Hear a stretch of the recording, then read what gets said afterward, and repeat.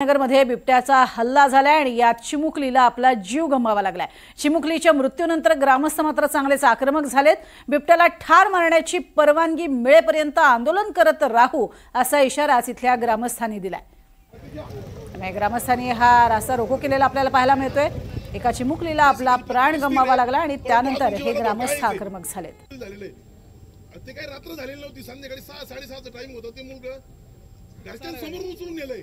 जर त्या बापांनी हा तो पुढचा विषय आहे आणि जर प्रशासनाला गोळ्या घालण्याची आधी देत असले नाही तर आम्हाला सांगा, आम्ही त्यांना मारतो किंवा धरतो आणि हे नागरिक अतिशय आक्रमक झालेले होते आणि या नागरिकांनी पूर्ण रस्ता रोको केलेला होता। एका चिमुकलीला आपला जीव गमवावा लागला आणि बिबट्याला ठार मारण्याची मागणी गावकरी करतात। मात्र या भागामध्ये नेमके बिबटे किती आहेत, त्यांची संख्या किती आहे आणि त्याप्रमाणे तोच नरभक्षक बिबट्या आहे का याची तपासणी पडताळणी ही मात्र वन विभागाला करावी लागणार आहे। अधिक माहिती घेऊयात। प्रसाद शिंदे आमचे प्रतिनिधी आपल्या सोबत आहेत। प्रसाद, सध्याची काय स्थिती आहे? आंदोलक प्रचंड आक्रमक झालेले पाहायला मिळाले।